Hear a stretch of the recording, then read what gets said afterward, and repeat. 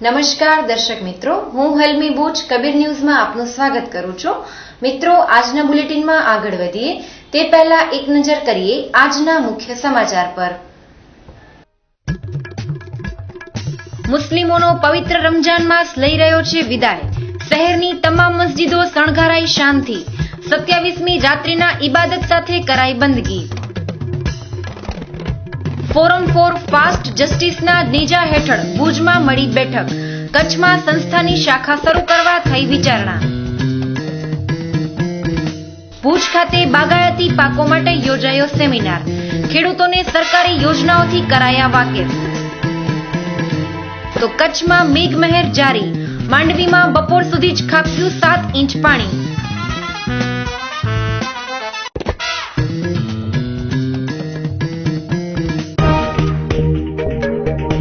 હવે દેશ અને દુનિયાભરમાં ક્યાંય પણ કબીર ન્યૂઝ નિહાળો આપના મોબાઈલ પર। હવે 24 કલાક કબીર ન્યૂઝ આપના મોબાઈલ પર। આપના સ્માર્ટફોનમાં પ્લે સ્ટોર પર સર્ચ કરો કબીર ન્યૂઝ અને એપ્લિકેશન ડાઉનલોડ કરીને દરરોજ નિહાળો કચ્છના સમાચાર। મિત્રો, મુસ્લિમોનો પવિત્ર રમજાન માસ વિદાય લઈ રહ્યો છે અને હિન્દુઓનો પવિત્ર શ્રાવણ માસ શરૂ થાય છે। ત્યારે મુસ્લિમોએ રમજાન માસને અલવિદા કરવા મસ્જિદોને શાનથી શણગારી છે। ગત રાત્રિ 27મી રાત તરીકે હર્ષોલ્લાસથી ઉજવાઈ હતી અને મુસ્લિમ બિરાદરોએ જાગરણ કરીને અલ્લાહની બંદગી કરી હતી। જોઈએ રિપોર્ટ વિગતવાર। અલવદા અલવદા માહે રમઝાન કલ્બે आशिक़ हुआ पारा पारा।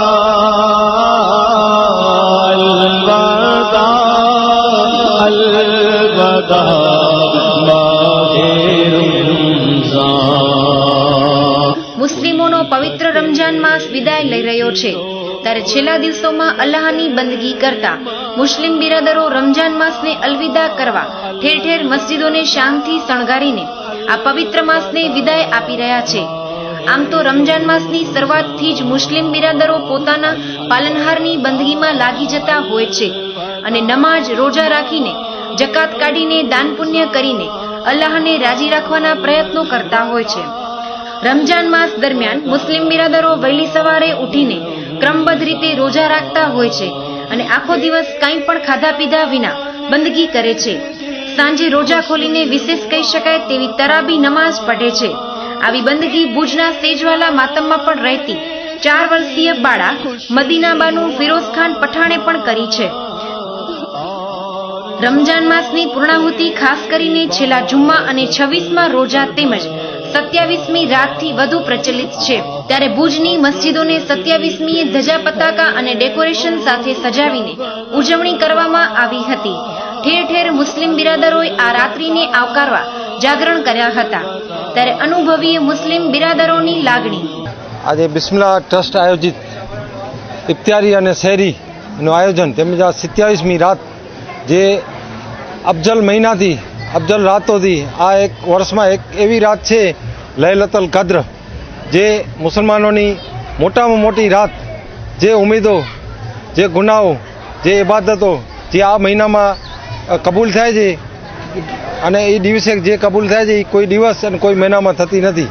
અફજલ રાત, અફજલ મહિનો અને અફજલ દિવસ 27મી રાત લૈલતુલ કદ્રની। આ વિશેષમાં અમારે 60% મહાજન ડોનેશન માટે, હોસ્પિટલમાં દર્દીઓના નામ નોંધાવવા માટે, ઇફ્તારી અને શહેરીના ટિફિન આપવા માટે તેમજ નોંધણી અને દરેક હોસ્પિટલોમાં સરકારી, પ્રાઇવેટ, ખાનગી હોસ્પિટલોમાં પણ અમને વિશેષ રૂપમાં સારામાં સારી હિન્દુ ભાઈઓએ સેવા આપે છે। અને આ વખતે અમને મહિનામાં જે શ્રાવણ માસ આવી રહ્યો છે એમાં અમે પણ સરકારી તેમજ પ્રાઇવેટ ખાનગી હોસ્પિટલોમાં પણ આવે જે ઉપવાસ રાખશે હિન્દુ ભાઈઓ એ માટેનો પણ અમે વ્યવસ્થા કરી આપશું।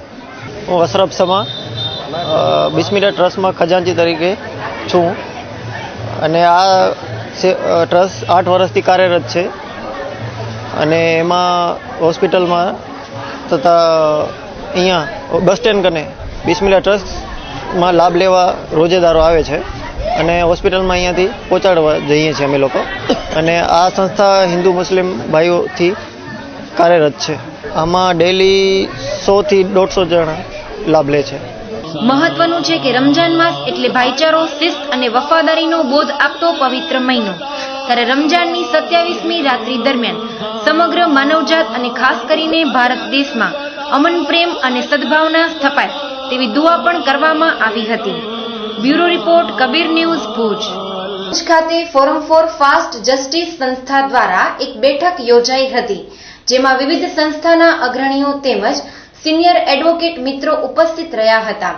કચ્છમાં ફોરમ ફોર ફાસ્ટ જસ્ટિસ સંસ્થાને કાર્યરત કરવા બીજારોપણ થયું હતું અને કચ્છ ભુજમાં પણ આ સંસ્થાની શાખા શરૂ કરવા મંથન કરવામાં આવ્યું હતું. જોઈએ એક રિપોર્ટ. ભુજ ખાતે કચ્છ રાષ્ટ્ર ભાષા પ્રચાર સમિતિના કાર્યાલય મધ્યે વિવિધ સંસ્થાઓના નેજા હેઠળ ફોરમ ફોર ફાસ્ટ જસ્ટિસ સંસ્થાનો એક કાર્યક્રમ યોજાયો હતો, જેમાં દેશની કાયદાકીય પ્રક્રિયા પર મંથન કરાયું હતું. કાર્યક્રમમાં ફોરમ ફોર ફાસ્ટ જસ્ટિસના ચેરમેન તથા મેનેજિંગ ટ્રસ્ટી ભગવાનભાઈ રૈયાણી ખાસ ઉપસ્થિત રહ્યા હતા અને આ સંસ્થા વિશેની માહિતી તેમણે આપી હતી. ઉપસ્થિત વિવિધ સંસ્થાઓના અગ્રણીઓ અને પ્રબુદ્ધ એડવોકેટ મિત્રોને તેમણે ફોરમ ફોર ફાસ્ટ જસ્ટિસની કામગીરી અને તેની કાર્યપદ્ધતિથી વાકેફ કર્યા હતા. વધુમાં તેમણે કાયદાકીય પ્રક્રિયામાં કેમ ઝડપતા લાવી શકાય તેની છણાવટ પણ કરી હતી. ત્યારે પ્રથમ સાંભળીએ ભગવાનજીભાઈ રૈયાણીની વાત. 2004થી જનહિત મંચ નામની મારી સ્થાપેલી સંસ્થા હતી, હજી પણ છે. હવે એના પ્રેસિડેન્ટ બીજા છે. એણે આ વસ્તુ ઉપાડી લીધી હતી, પરંતુ એમ લાગ્યું કે આનો વ્યાપ એટલો બધો મોટો છે આ ન્યાયતંત્રની સુધારણા માટેનો કે જનહિત મંચના પોતાના એજન્ડા છે એ પહોંચી નહીં શકે. એટલે જનહિત મંચે જ આ ફોરમ ફોર ફાસ્ટ જસ્ટિસ નામની સંસ્થા સ્થાપી અને અમારું આયોજન છે કે અમારા 100 centres all over the country હોવા જોઈએ.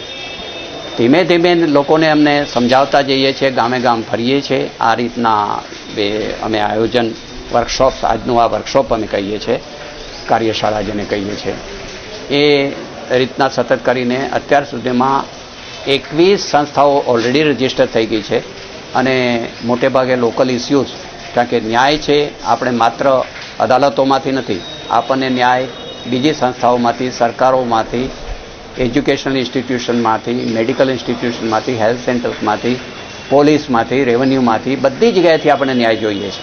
એટલે લોકલ સેન્ટર્સ જે કરીએ છીએ સોસાયટી ફોર ફાસ્ટ જસ્ટિસના નામે, એ લોકોનું મુખ્ય કામ આ રહેવાનું છે. છેલ્લા 10 વર્ષથી શરૂ થયેલી આ સંસ્થાનો વ્યાપ વધારવામાં આવી રહ્યો છે, ત્યારે કચ્છમાં પણ તેની શાખા શરૂ કરવા માટેની વિચારણા હાથ ધરવામાં આવી હતી.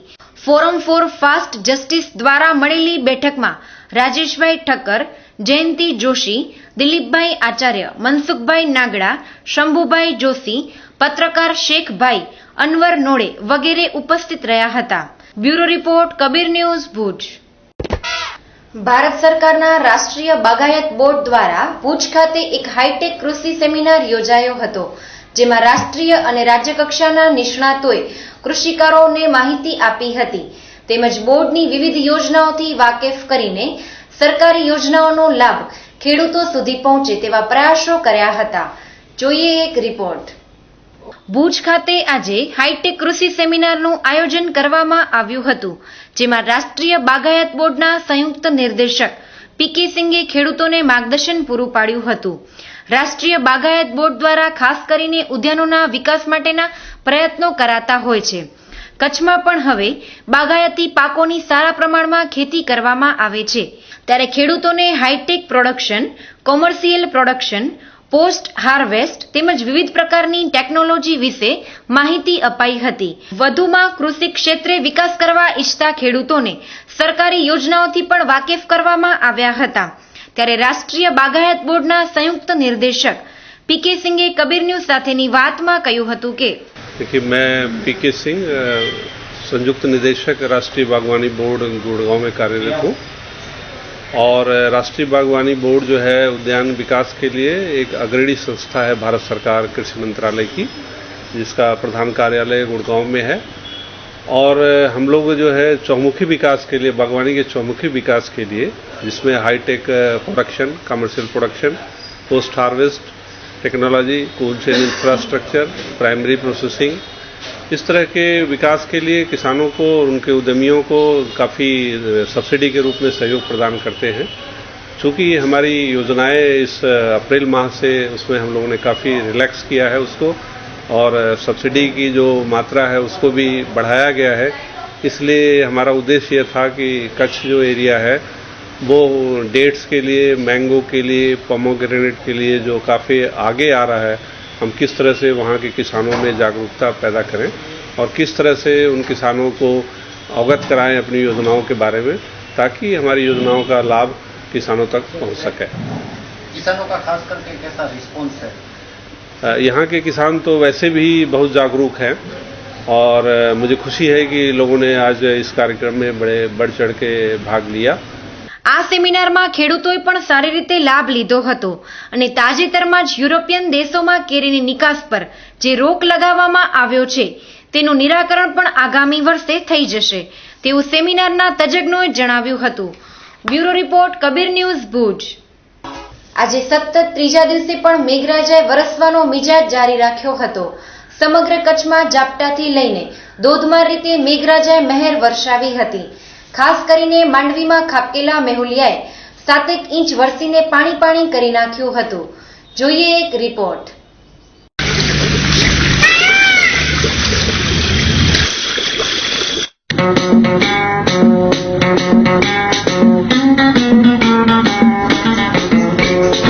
આવરે વરસાદ દેવાયો વરસાદ ઉની ઉની રોટલી ને કારેલાનું શાક આવરે વરસાદ દેવાયો વરસાદ ઉની ઉની રોટલી ને કારેલાનું શાક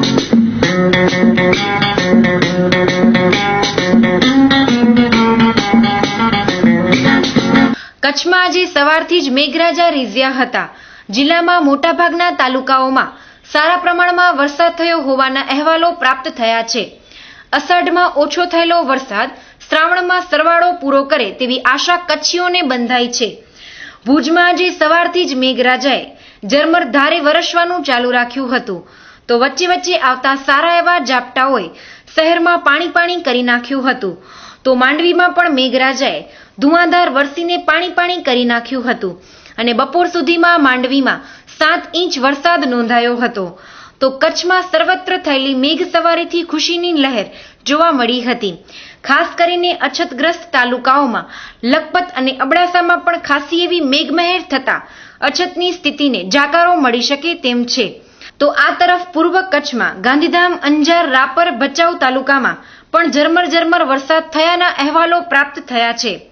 કચ્છમાં સર્વત્ર મેઘમહેરથી ખુશાલી જોવા મળી હતી અને કેટલાય દિવસો સુધી તરસાવનારા મેઘરાજાએ આજે અમી દ્રષ્ટિ કરતા કચ્છીઓ ગેલમાં આવી ગયા હતા। હવે એક નજર કરીએ આજે કચ્છભરમાં થયેલા વરસાદની આંકડાકીય માહિતી પર।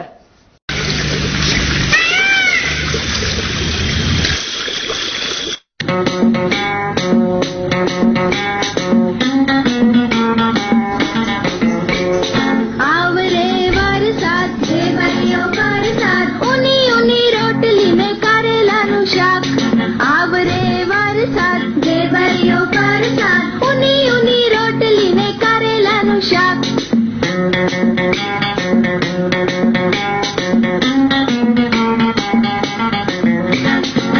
માયસેલ્ફ રાકેશ ગતકર અને ફ્રોમ કેરા અને આ 2 દિવસથી વરસાદ પડ્યો છે કચ્છમાં એ સારી વાત છે પણ અહીંયા કને તમે જોઈ શકો છો કે આ બધો પાણી ભરેલો છે ગુડા સુધી પાણી આવે છે મુસાફરોને ચાલવામાં બહુ જ મુશ્કેલી થાય છે તો એના માટે કંઈક સમસ્યા કરે એવું થાય એટલે તમારા મુસાફરોને શું માંગે ખરી આવી એસઓડી પણ આવી હાલત કેવી તમને લાગી રહી? એટલે આવી હાલત એટલે હાલવાની જગ્યા જ નથી ક્યાંય કને પાણીમાં આ બધું પાણી ભરેલો પડ્યો છે 2 દિવસ થઈ ગયા કોઈ કાંઈ કરતો નથી નાના મોટાને કેવી તકલીફ પડી રહી? ચાલો નાના તો ચાલી જ નથી શકતા આમાં મોટાઓને પણ તકલીફ પડી રહી છે હમણાં નાનાઓ તો ચાલી નથી શકતા એને તેડીને ચાલવા ઓલા લઈ જવું પડે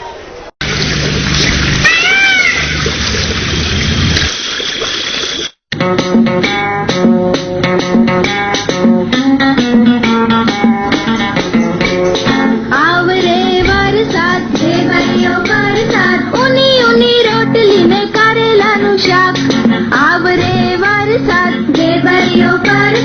ઊની ઊની રોટલી ને કારેલાનું શાક.